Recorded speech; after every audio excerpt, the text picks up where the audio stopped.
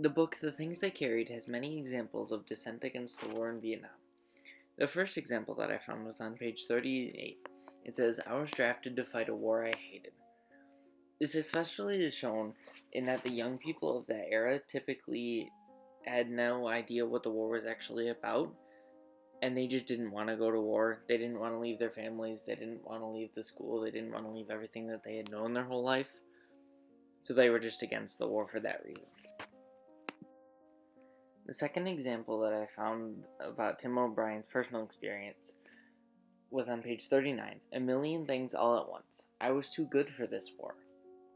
This especially shows the ignorance of the young people of the time and how they thought that they were better than the war, and they thought that they didn't need to participate in it just because they were smart or they had everything figured out and they were going to go on to good things, but they didn't realize that the war in Vietnam was something that they needed to participate in, and they needed to support their country in that, whether or not they agreed with the reasons behind it. While we first read about avoiding the war in Vietnam and the things they carried, we also see it in many images from the era. There were many strategies for avoiding the war. One of them was straight out protest and neglect of orders.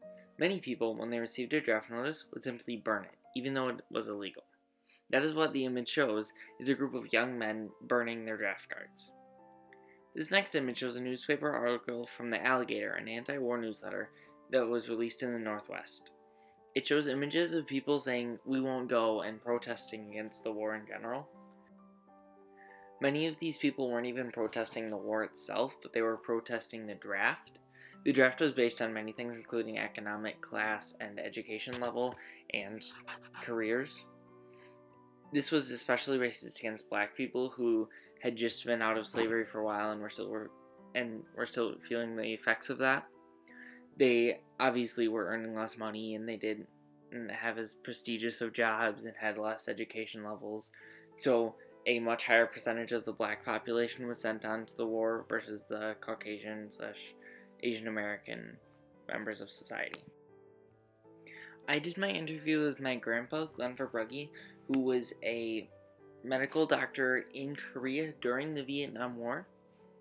He avoided Vietnam itself by becoming a specialist, and he talked about how, and I quote, "The Berry Plan would defer you for up to 4 years, but then you would definitely feel your commitment to the war."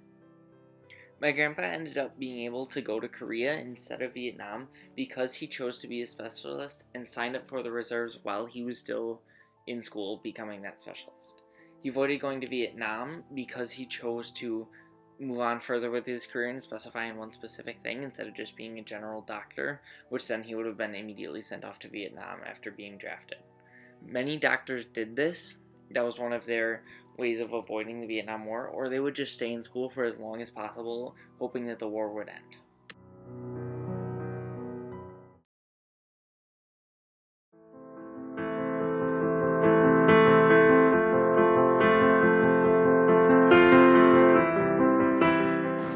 War is no trivial matter. What people consider necessities become luxuries. Families are broken and cities fall. But time has changed our conception of war. With the modern influence of video games and Hollywood movies, war now seems like a thing of the past, a surreal vision unlikely to ever cast a shadow over our lives. Yet just over 50 years ago, the subject of war pervaded society and threatened the livelihoods of millions around the world.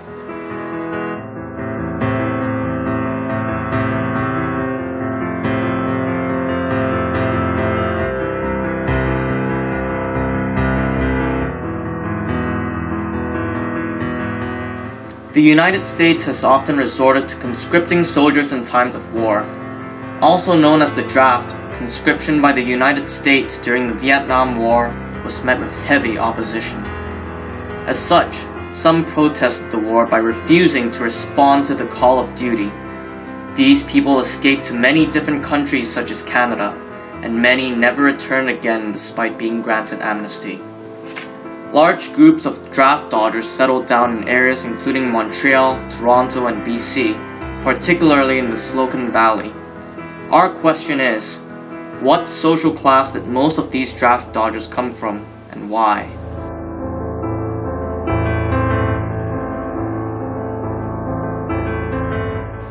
So how did the draft actually work?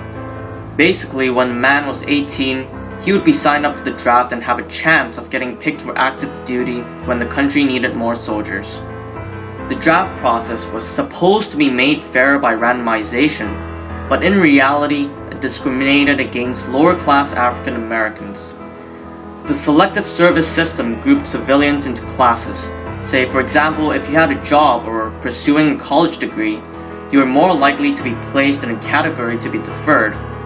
While about 3.4% of Caucasian Americans were unemployed at the time, nearly double that amount of African Americans faced unemployment, and they were thus statistically more likely to be drafted for military service.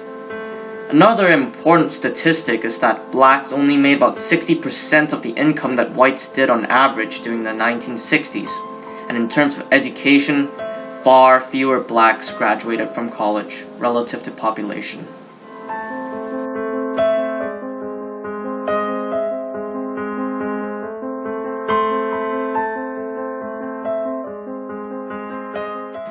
Though many draftees did not want to involve themselves in the war, they were legally obligated to do so. Those who were willing to give up everything they had in the United States, however, had to have the financial and educational resources to do so.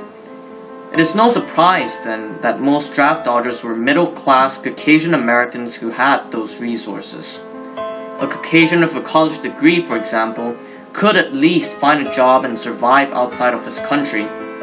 Without a solid background and enough money, it would have been extremely difficult to start a new life in another country. Therefore, although many blacks did not believe in the war, they had no other alternative but to fight.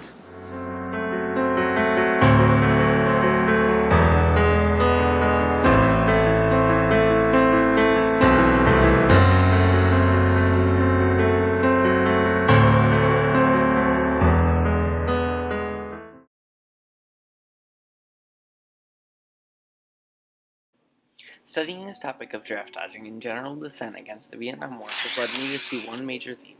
Ignorance can lead people to make many poor decisions. This is shown especially by the draft dodgers in that they ran away from a war where they were needed badly to help to protect the ideals of their country.